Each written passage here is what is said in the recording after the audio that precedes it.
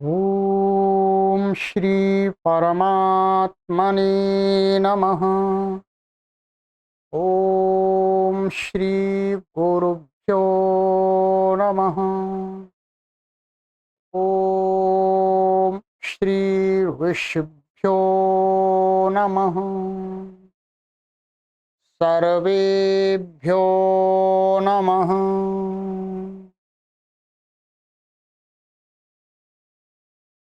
देववाणी संस्कृतं यूट्यूब चलदृश्यं प्रति भवतां भवतीनांच हार्दं स्वागतम्।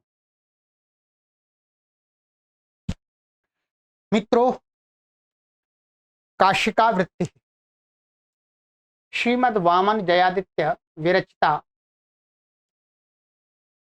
द्वितीयोऽध्यायः चतुर्थः पादः। आज दूसरे अध्याय का अंतिम पाद चतुर्थ पाद आरंभ हो रहा है। 3 पाद हमारे कंप्लीट हो गए। बहुत बड़ी बात है, 3 पाद हमने कंप्लीट कर लिए। ठीक है।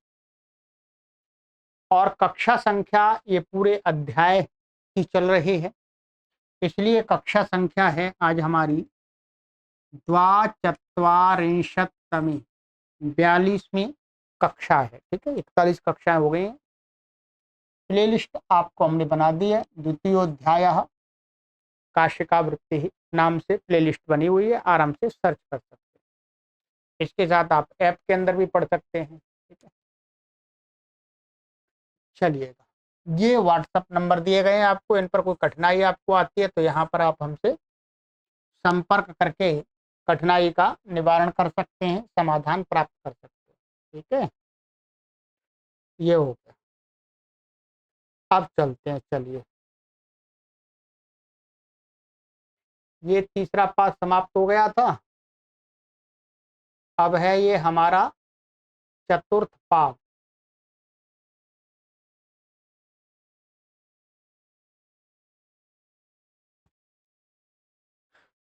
इसी प्रकार से हमें पूरे 8वां अध्याय महर्षि पाणिनि के सूत्रों के जो 8वां अध्याय के सूत्र हैं उनका पूरा व्याख्यान जो भी इस प्रकार से पढ़ना चाहते हैं वो देववाणी संस्कृतम यूट्यूब चैनल से जुड़ जाएं और निःशुल्क पढ़ें। कोई फीस तो नहीं ली जा रही है आपसे।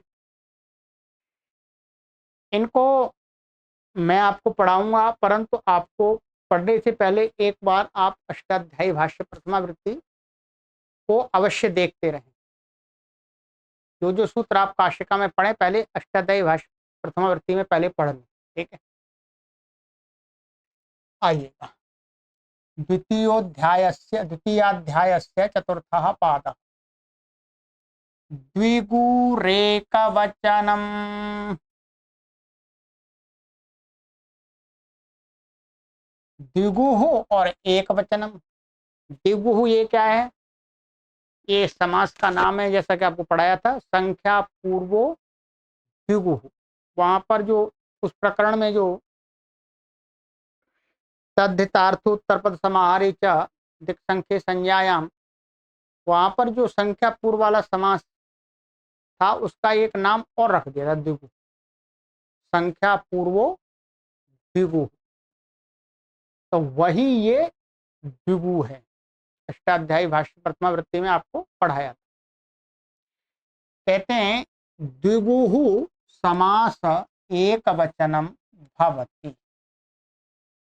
कि जो द्विगु समास होता है, जिस समास की द्विगु संज्ञा की है, वह द्विगु समास क्या है? एक वचन होता है। क्या होता है? एक वचन। एकस्य वचनम एक वचन। कहते हैं ये एक वचन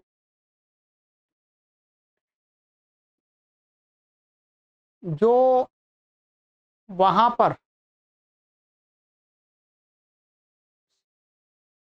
स्वादि प्रत्ययों की और तिंग प्रत्ययों की, तो एक वचन तिंगस त्रीणि तीर्णी करके एक वचन द्विवचन बहुवचन नाम रखा है, वो वाला एक वचन है? अथवा माने एक को कहने वाला होता है। ठीक है, तो कहते हैं इसी को, ये जो एक वचन है, ये जो वाला ये कहते हैं जो सूत्र वाली संज्ञा है वो नहीं है। और त्रीण त्रीण प्रथम मध्यम उत्तम इत्यादि से वहां कहा था। और सुपह, सुपह उससे आगे सूत्र है सुपह, तो उसकी एक वचन द्विवचन बहुवचन संज्ञा हो जाती है। तो कहते हैं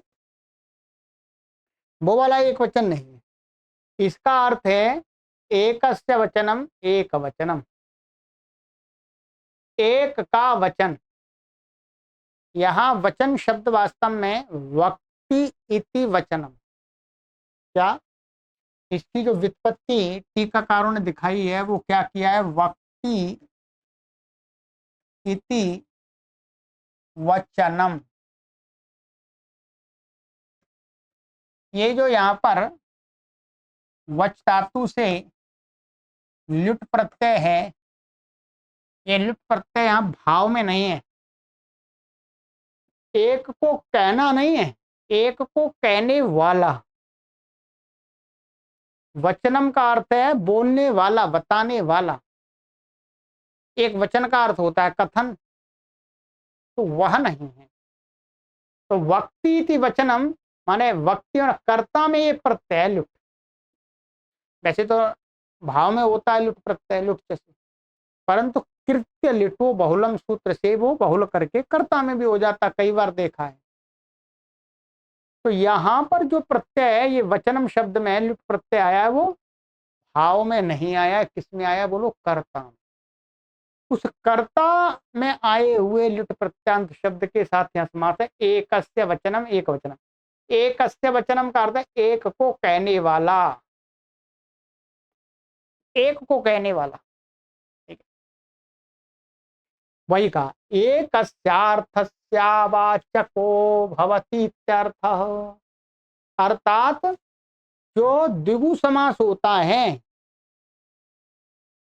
वो एक अर्थ माने एक को कहने वाला, एकदम एक को ही कहता है, वो भेद को नहीं दिखाता।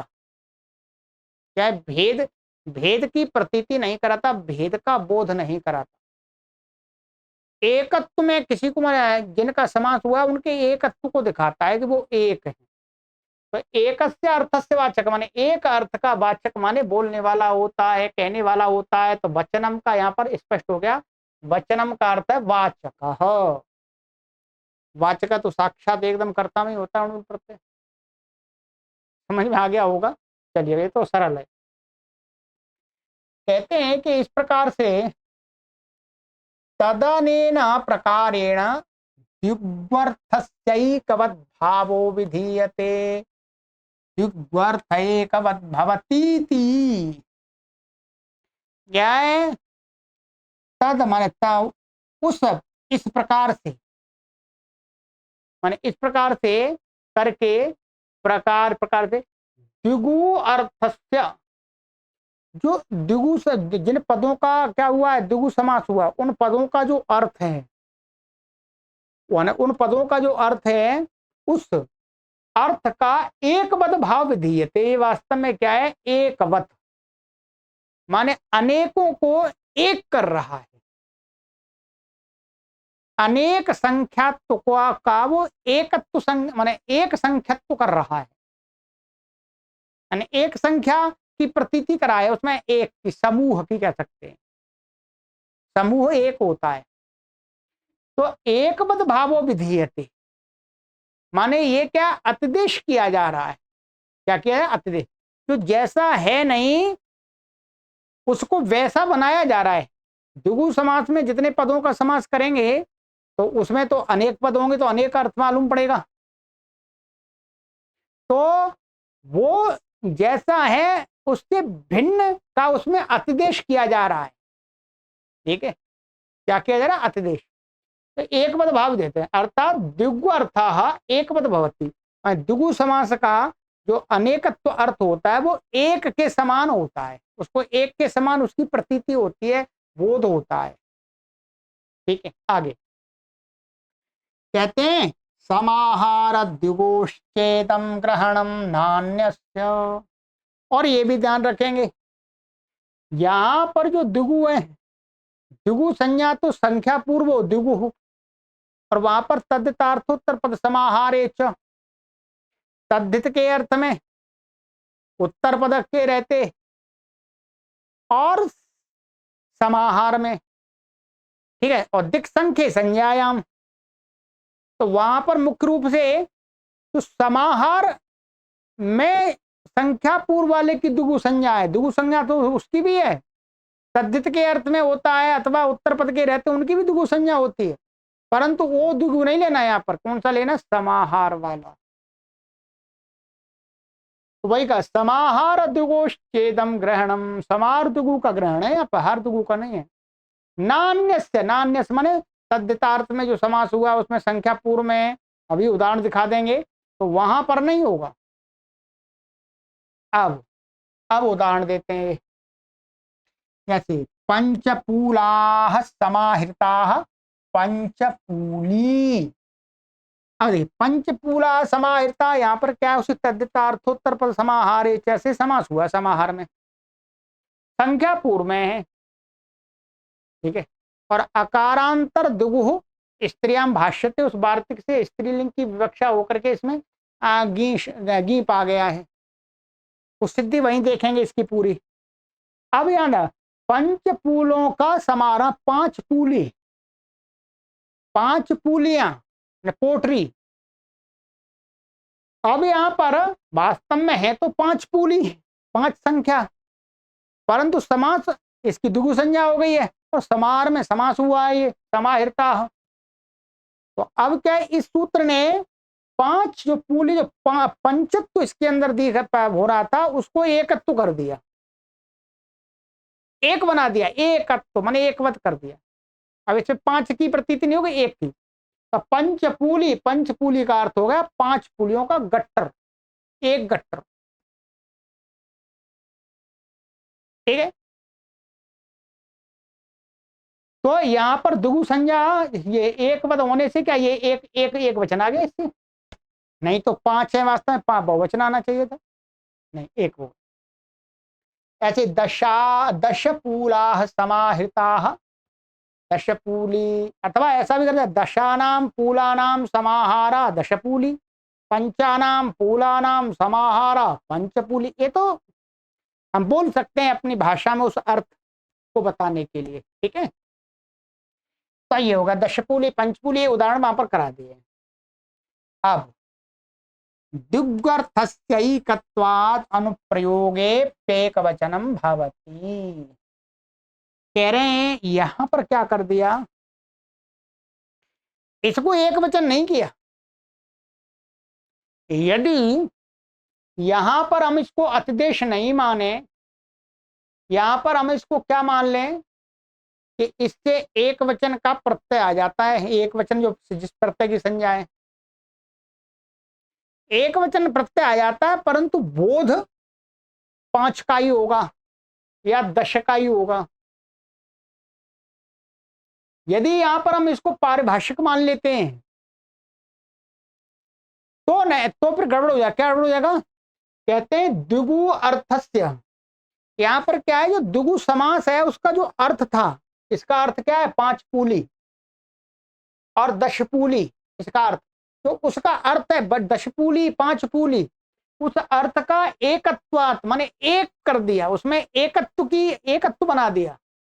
एकत्व करने से क्या हो गया, अनुप्रयोगे, अनुप्रयोग का अर्थ है अब उसका उसके साथ में कोई उसका सर्वनाम या विशेषण प्रयोग होगा तो वो भी एकत्व वाला ही होगा, क्योंकि वो भी एकत्व अर्थ कर दिया। कहते अनुप्रयोगे भी एक वचनम भवति, जो अनुप्रयोग है उसका विशेषण या सर्वनाम शब्द उनमें भी एक वचन होगा। जैसे पंचपूलीयम शोभना इति शोभनेति, कि ये पंचपूली था यहाँ पर, और इयम है, ये इयम क्या है, इसका सर्वनाम, ध्यान रखें। शोभना ये क्या है, इसका विशेषण है, ये विशेषण है ना, और ये सर्वनाम है इसका, ये इसका पंचपूली। पंचपूली यम शोभना, या 5 पूलियों का गट्टर अच्छा है, सुंदर है। अब क्या कर दिया, ये इयम और शोभना ये अनुप्रयोग है, अनुप्रयोग पीछे प्रयोग होने वाले हैं ना, इनमें इसका पंचपूली का हमने एक आदेश आदेश कर दिया, एकत्व का, एक ही बने, एक का ही बोध कराएगा। तो अब ये जब एकत्व का बोध करा रहा है, अब इस सूत्र ने आदेश एकत्व का कर दिया, तो अब इसके जो सर्वनाम आएंगे और विशेषण आएंगे वो भी एक वचन वाले ही आएंगे, ठीक है। और हम यहां पर यदि ये करते कि भाई जो दुगु समास है वो जितने का वाचक है उसका वाचकत्व तो उतना ही रहेगा, परंतु उससे प्रत्यय क्या आएगा, सु, एक वचन का। सु आए, अम आए, आउट टा आए, गे आए, ngसी आए, ngसा आए, गी आए, कुछ भी आए, एक वचन का ही प्रत्यय आएगा, जो पारिभाषिक प्रत्यय जो शास्त्र में जिसकी महर्षि पाणिनि ने संज्ञा की है। तो क्या होगा, यहां पर एक वचन हो तो जाएगा, परंतु इसका अर्थ रहेगा बहुत्व, 5 अर्थ रहेगा, 5 अर्थ रहेगा। तो फिर ये इयम और शोभना जो प्रयोग होंगे सर्वनाम, वो तो अर्थ के अनुसार आएंगे ना। तो फिर क्या होगा यहां पर,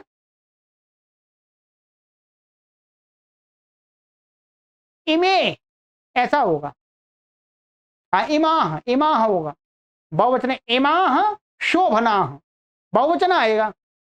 परंतु अब इसका पूरे का अर्थ ही बदल दिया, अब इसका अर्थ बदल दिया एक, तो एक अर्थ बदल दिया तो एकत्व को ही कहेगा, तो एकत्व को कहने के लिए एक वचन का प्रत्यय तो अपने आप आ जाएगा। परंतु इसके जो अनुप्रयोग होंगे ये इयम और शोभना ये भी एक वचन के ही होंगे, क्योंकि ये एक वचन का वाचक हो गया। इसमें इतना विशेष समझना है आपको, बाकी तो कुछ बातें तो आप अपने आप भी समझ सकते हैं, पर ये जो मुख्य बात है ये समझनी है कि इसमें यदि हम एक वचनी वाला पारिभाषिक मान लेते हैं तो फिर इसका अर्थ तो 5 ही रहेगा, इसका अर्थ 10 ही रहेगा, 10 की प्रतीति होगी, पर हाँ प्रत्यय एक आ जाएगा, सु आ जाएगा, उन्हें एक वचन में प्रत्यय आ जाएंगे। पर नहीं, एक वचन में प्रत्यय ला दिया आपने, अर्थ नहीं बदला, तो फिर इसके जो विशेषण है और सर्वनाम है वो तो बहुत को कहने वाले ही आएंगे, ये ध्यान रखेंगे, ठीक है। चलिए, तो मुख्य रूप से ये बात समझनी थी, और कमेंट करके बताइएगा आपको समझ में आई कि नहीं, आनी चाहिए भाई, आप क्रम से पढ़ रहे हैं तो आपको ये बात समझ में आनी चाहिए, नहीं आई है तो फिर दोबारा देखिएगा और पीछे से पढ़ के आइए। चलिएगा, आप चलते हैं आगे। द्वंद्वश्च प्राणी तूर्य सेनांगानाम, अच्छा इसमें मैं दिखा देता हूँ, इसमें एक चीज रह गई है, इसमें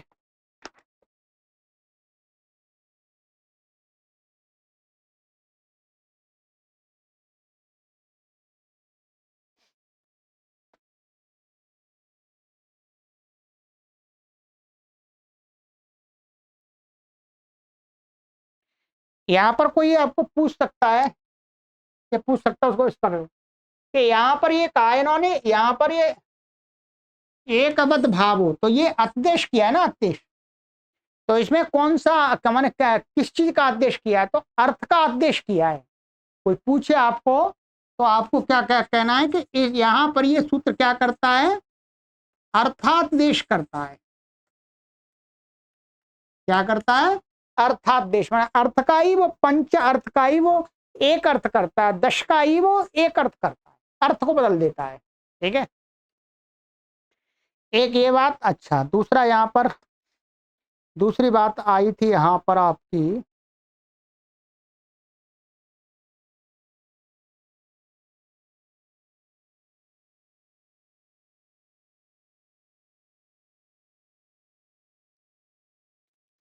एक वहां पर यहाँ के लिए नान्य से दूसरे का नहीं होगा, जैसे पंच ये था पंच कपालाह, ये उदाहरण वही का है, पंच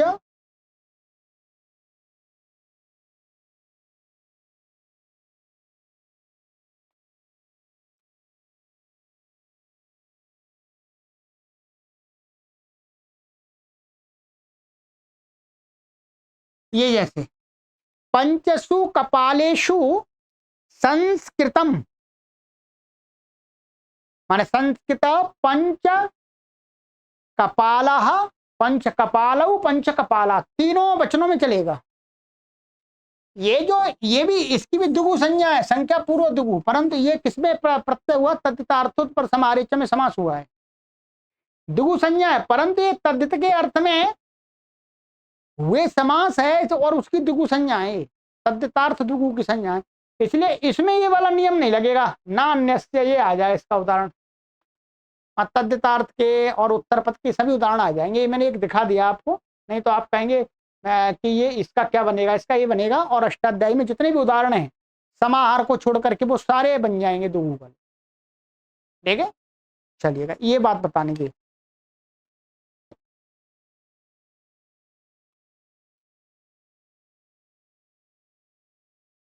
अब आइएगा, अब है हमारा दूसरा सूत्र, द्वंद्वश्च प्राणे तूर्य सेनांगानाम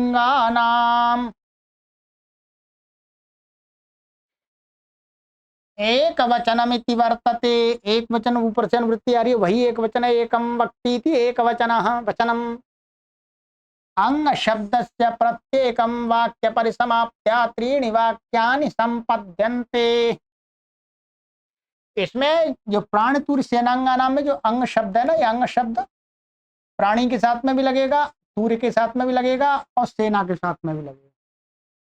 तो अंग शब्द का प्रत्येक का संबंध होने से वाक्य परिसमाप्त्या, माने प्रत्येक की वाक्य की परिसमाप्ति के द्वारा तीन वाक्य बन जाएंगे। तीन वाक्य बन जाएंगे, प्राण्यंगानाम द्वंद्व एकवद् भवति तथा सूर्यांगानाम द्वंद्व एकवद् भवति सेनांगानाम च द्वंद्व एकवद् भवति। तीन वाक्य बनेंगे। प्राणियों के अंगों के वाचक शब्दों का जो द्वंद्व होता है वह एकवद हो जाता, माने यहां पर भी एकवद माने एक अर्थ का वाचक हो जाता। प्राणियों के अंग, दो तीन अंग को कहने वाले शब्दों को दो तीन तो अपने आप प्रतीति होगी, नहीं पर द्वंद्व का यहां पर द्वंद्व कह दिया, पहले दुगु था अब ये द्वंद्व आ गया। उसी प्रकार से तूर्यांगानाम, तो तूर्य आदि हैं बजाने के बाद यंत्र आदि, ऐसे सेना के अंगों के वाचक शब्दों का द्वंद्व का एकवद भवति, माने एकार्थ, माने एकार्थात देशः भवति। कहते हैं प्राण्यंगानाम तावत्। चलिए पहले प्राण्यंगों का देखते हैं।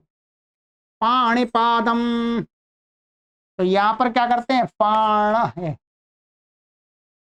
पाणी च पादौ च, दो दो है ना, पाणी और पादौ च, पाणी पादम। अब यहां पर दो हाथ हैं दो पैर हैं, चार तो हो ही गए, इनका समास हुआ, ये प्राणी के अंगवाची शब्द हैं, तो क्या हुआ, अब यहां पर चार की प्रतीति होनी चाहिए, चार की प्रतीति होगी तो क्या होगा, बहुवचन आना चाहिए। तो कहानी है क्या है, प्राणियों के अंगों का द्वंद्व है, द्वंद्व समास है, समार द्वंद्व समास, तो इसलिए क्या होगा, ये एकवत हो जाएगा। क्या हो जाएगा, एकवत। एकवत होने के साथ साथ में आगे चल के बताएंगे ये कि जो भी कहा है पीछे तो क्या है, स नपुंसकम।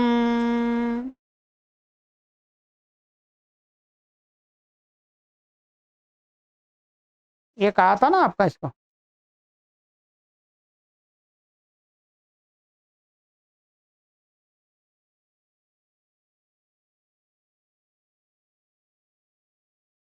तो यहां पर एक वचन हो गया, माने एक अर्थ हो गया, माने पाणी पादम चार नहीं, अब समूह की प्रतीति हो रही है एक की, और स नपुंसकम से नपुंसकलिंग भी हो जाएगा। इस प्रकरण में जो भी कहा है वो नपुंसकलिंग भी होता है, आगे सूत्र आएगा, पढ़ा दिया है।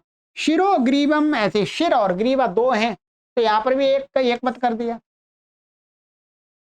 तूर्यांगानाम समार्दंगिका पाणविकम वीणा वादक परिवादकम तो ये बजाने के यंत्र हैं, ये आपको अष्टाध्यायी भाष्य प्रथमा वृत्ति में भी बताए थे। ठीक है,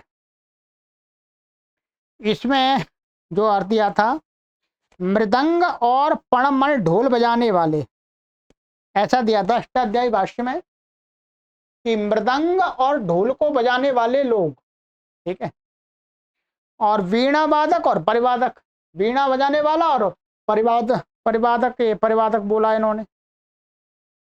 और अच्छा आगे ये होगा, ठीक है, इसी प्रकार से सेनांगानाम रथिकाश्वरो श्वारो, तो रथिक और अश्वारोह, ये क्या है, सेना के एक भाग होते हैं ना, रथों पर चलने वाले रथिक होते हैं, घोड़े की सवारी करने अश्वारोह होते हैं। तो रथिकाश्वारोहम, रथिक पादातम, पैदल चलने वाली सेना, और घोड़ों पर चलने वाली, वो रथ पर चलने वाली। हस्त्यश्वादिषु परत्वात् पशु द्वंद्वे विभाषयैकवद्भवति। कहते हैं यदि इसमें ये आ गया, हस्ती अश्व आदि जो शब्द हैं, ठीक है, तो हस्ती अश्व आदि शब्दों, माने हस्ती की सेना और ऐसे ही अश्वों की सेना, ठीक है, तो यदि हस्ती, ये कह रहा हस्त्या, हस्ती अश्वादिश्यों में तो क्या है, ये परत्वात, आगे एक सूत्र आएगा, पशुद्वंद्व, पशुद्वंद्व कहाँ आ रहा है, ये आ रहा था हमारा विभाषा वृक्ष मृग तृण धान्य व्यंजन पशु शकुन्यश्व वडव पूर्वापराधर उत्तराणाम, ये आ रहा था।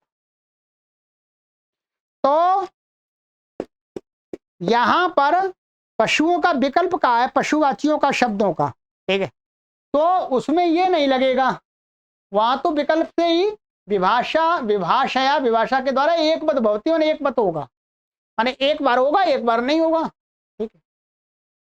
और कहते हैं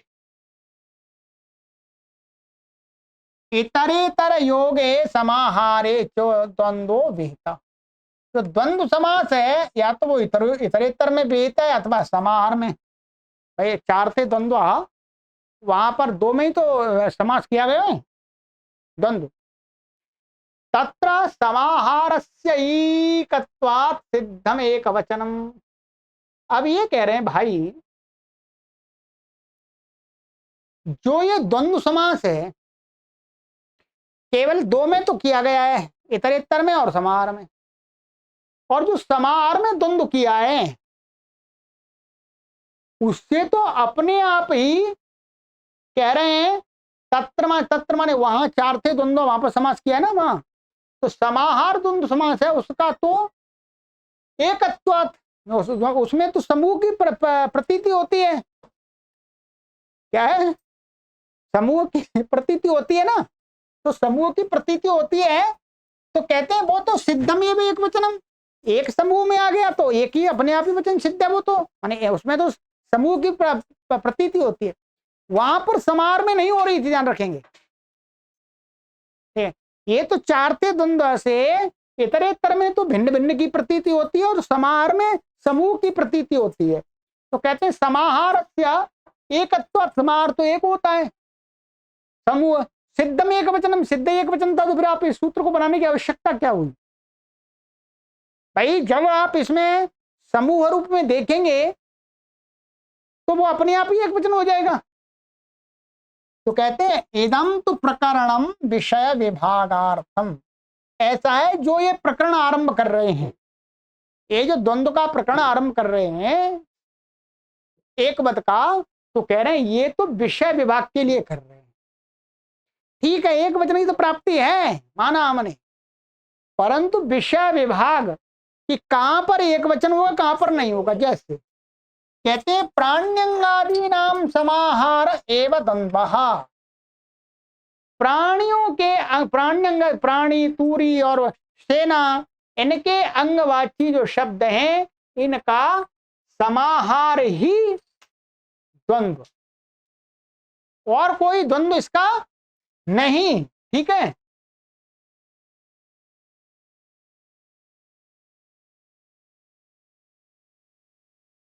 तो यहां पर इतना विषय विभाग ये बता रहे हैं कि जो इन शब्दों का जो प्राणी के अंगवाची जो शब्द होते हैं उनका केवल समाहार में ही द्वंद्व होगा, माने केवल समाहार अर्थ में ही प्राणी के अंगवाची शब्दों का द्वंद्व समास होगा। प्राणी के अंगवाची शब्दों का यदि समाहार नहीं है, समाहार की प्रतीति नहीं हो रही, तो द्वंद्व समास नहीं होगा, इतरेतर द्वंद्व नहीं होगा। ये कहने का तात्पर्य है, ये प्रकरण ये बता रहा है। इसी प्रकार से दधि पय आदि नाम इतरेतर योग, इसी प्रकार से आगे निषेध करेंगे, ना दधिपय आदि नहीं। तो दधिपय आदि जो शब्दों का निषेध किया है, तो उसका ये बताने कि दधिपय आदि जो शब्द हैं उनका जो समास है वो इतरेतर योग ही द्वंद्व होता है, माने इतरेतर योग में ही द्वंद्व होता है इनका अर्थात समाहार में इनका द्वंद्व नहीं होता। समझ में? प्राणी के अंगवाची शब्दों का यदि हमें द्वंद्व समास करना है तो समाहार ही होगा, इतरेतर नहीं होगा। कभी भी आप ये जो यहां पर उदाहरण दिए पीछे, उनका हम भिन्न भिन्न का बोध कराने के लिए नहीं कर सकते प्रयोग। प्राणी के अंगवाची शब्दों का साहित्य में जो प्रयोग मिल रहा है वो क्या है, समाहार में ही वो द्वंद्व, समाहार होने पर ही द्वंद्व में मिल रहा है। और जो दधिपय आदि ने जो आगे शब्द आएंगे इनका निषेध करेंगे, उनका समाहार में नहीं मिलेगा, समाहार में कर ही नहीं सकते, उनका इतरेतर में ही रहेगा। और वृक्ष मृगादि नाम उभयत्र इति, और जो आगे सूत्र है ना, विभाषा वृक्ष मृग तृण आदि, वह विकल्प का है, तो उन शब्दों का द्वंद्व समाहार में भी मिल जाएगा और इतरेतर में भी मिल जाएगा। ये तीन प्रकार के विषय विभाग करने के लिए ये प्रकरण बनाया है वास्तव में, नहीं तो इस प्रकरण की कोई आवश्यकता नहीं थी, ये कह रहे। तो ये हो गया, ठीक है।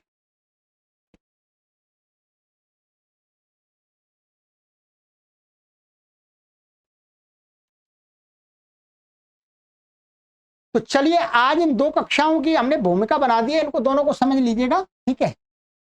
फिर अब आगे आगे अधिक सूत्र हम ले लेंगे, ठीक है। ये प्रारंभ में पाद का जो आरंभ होता है थोड़ा सा, उसकी भूमिका आपको भी समझ में आनी चाहिए अच्छे से, ठीक है। तो अब ये जो पूरा हमारा प्रकरण चलेगा अभी ये, ठीक है, ये आगे तो इसका पूरा जोड़ के आराम से चलेगा, ठीक है। इनमें जहां जहां नपुंसकलिंग हम देख कर रहे हैं ना, वो सनपुंसकम आगे सूत्र आने वाला उससे हो रहा है। चलिए, सर्वेभ्यो नमः।